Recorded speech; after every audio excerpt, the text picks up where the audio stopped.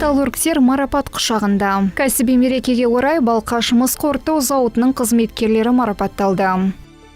Жұмыссыздар назарына. Ертең мансаптық орталықта бос жұмыс орындарының жәрмеңкесі өтеді.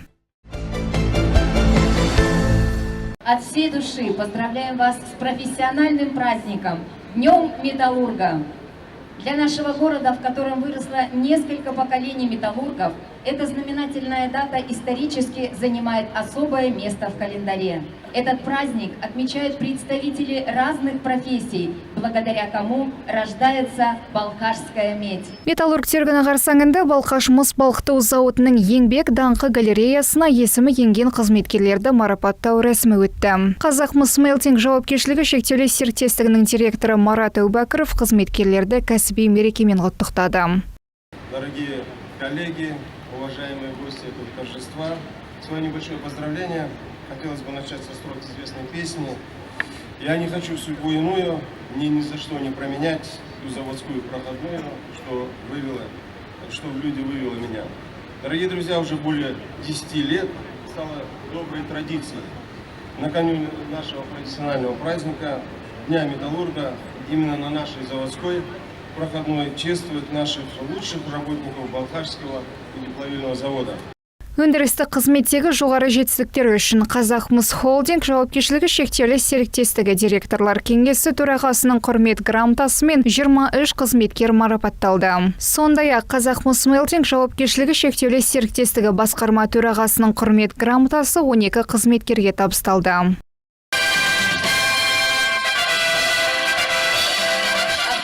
Арман Серикулы, чистильщик продукции цеха электролиза меди.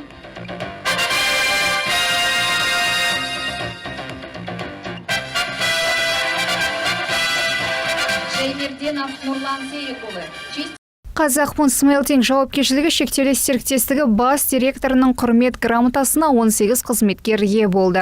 Марапатты өндірістік бөлім басшысы Бексұлтан Қасымбеков табыстады. Балқаш мыс балқыту зауытының директоры Айдар Түсіпбеков те қызметкерлерге жылы лебізін білдірді. Шын жүректен алға қойған жоспарлар мен апатсыз жұмыстарды жүзеге асырды. Бақыт, зор денсаулық, амандық пен өркендеуді тілеймін. Берекемізбен. От души поздравляю с праздником Днем Металлурга. Благодарю вас всех за ответственный труд, творческие решения непростых задач, за сохранение традиций и преемственность поколений. Желаю реализации намеченных планов, безопасной, безаварийной работы, счастья, здоровья, благополучия и достатка. С праздником вас! Жоғары еңбек жетістіктері мен әлеуметтік экономикалық дамуға қосқан үлесі үшін өндіріс озаты номинациясымен 16 адам марапатталды. 8 қызметкер үздік тәлімгер атанды. Тағы сондай 8 қызметкерге жас маман номинациясы табысталды. Сондай-ақ өндіріс мәдениеті байқауының жеңімпаздарына сыйлықтар табысталды. Жамбовская Елена Васильевна, аппаратчик установки опытного производства участка металлургии производственной лаборатории.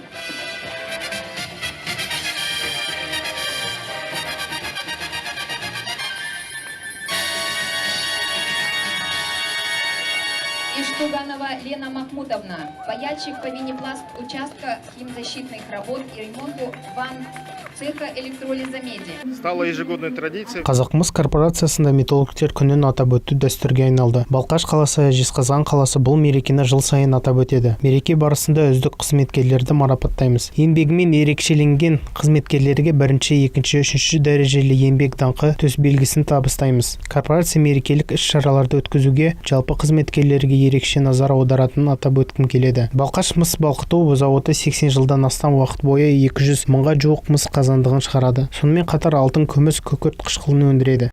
Қазақ мыс мелтинг жауапкершілігі шектеулі серіктестігі Балқаш мыс балқыту зауытының цехтары арасында өндіріс мәдениеті номинациясы бойынша құрмет грамотасы мен мыс электролиз цехы мен мыс балқыту цехының ұжымы өндіріс мәдениетін ұйымдастырудағы және жетілдірудегі елеулі жетістіктері үшін марапатталды. Занятое первое место награждается коллектив медиплавильного цеха.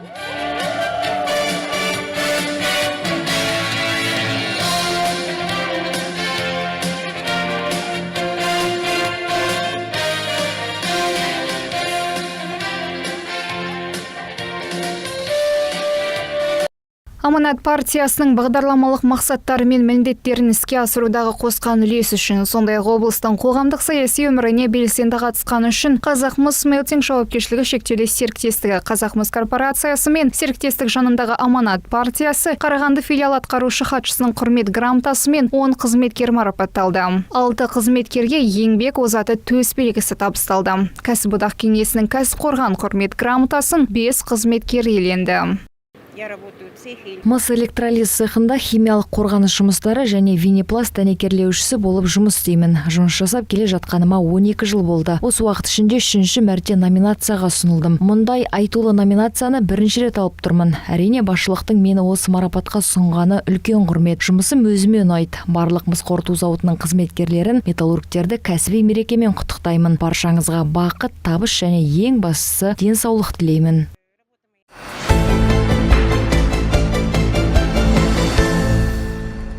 Балқаштық жұмыссыз азаматтардың назарына. Ертең 19 шілде күні сағат 15:00-де бос жұмыс орындарының жәрмеңкесі өтеді. Жәрмеңкеге жұмыс іздеушілер, мүмкіндігі шектеулі және пробация есебіндегі азаматтар және студенттер қатыса алады. Жәрмеңке Уәлиханов көшесі 5 мекенжайында орналасқан мансаптық орталықта өтеді. Келушілерге 600-ге жуық бос жұмыс орны ұсынылады.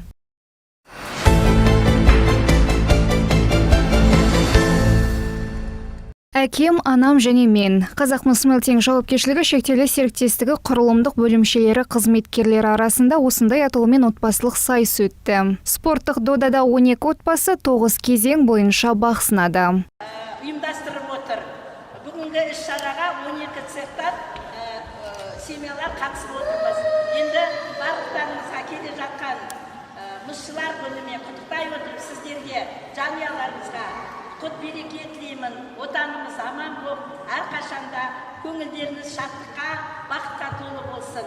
Алғашқы кезеңде отбасылар өздерін таныстырды. Артынша доппен жүгіру, жұп болып арқанда секіру, жұмбақтың шешімін табу, шеңбер эстафетасы және баскетбол сияқты жарыстарды өзара сайысты.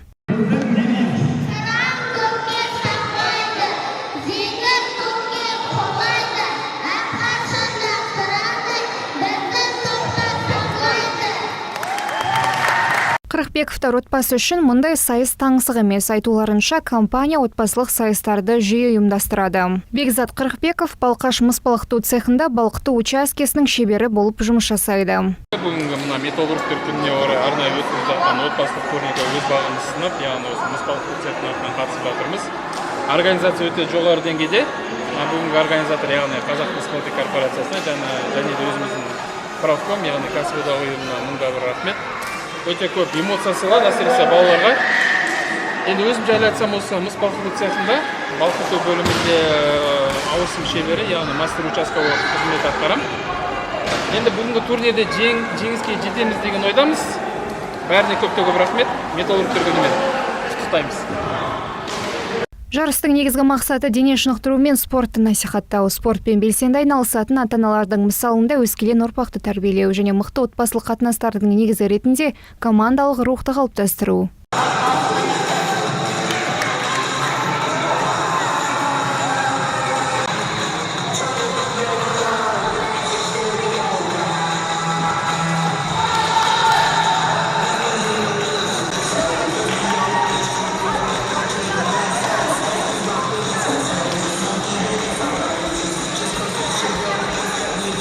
Сегодня вот завершился, как я... Жарысқа қатысқан барлық цех қызметкерлеріне рахмет. Бізде мұндай іс-шаралар жиі өткізіледі. Армрестлинг, баскетбол, футбол, үстел теннисі және садақ атудан жарыстар өтті. Алда тамыз айында корпорацияларда іс-шаралар ұйымдастырылады. Жарысқа қатысқан тағы бір жанұя Шояновтар отбасы. Қанат Шоянов 25 жылдан бері металлургиялық пештерді жөндеу цехында жұмыс істейді. 4 баланы тәрбиелеп отырған ата-ана бүгінгі жарысқа кенже қыздары Айсарамен қатысты.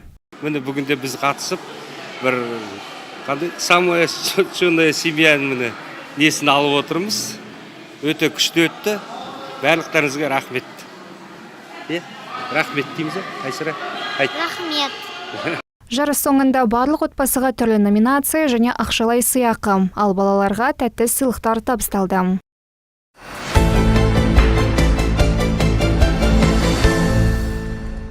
Қолдарына қолғап киіп, қап ұстаған қала жастары белсенді түрде көл жағалауын қоқыстан тазартуды жалғастыруда. Жасыл ел еңбек жасағының жастары бұл жолы қалалық жағажай аумағын жинады.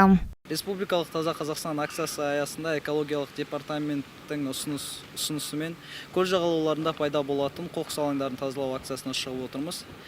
Барша қала тұрғындары мен қонақтарды көл жағалауларында демалған кезде арттарынан қоқыс қалдырмай, тазалық сақтауларын сұраймыз. Жастар әр аптаның сейсенбі және бейсенбі күндері жағалауларды тазартады. Алдағы уақытта халық көп демалатын медициналық колледж аумағындағы жағалау және Ақшағыл Рембаза жағалауларын жинайды.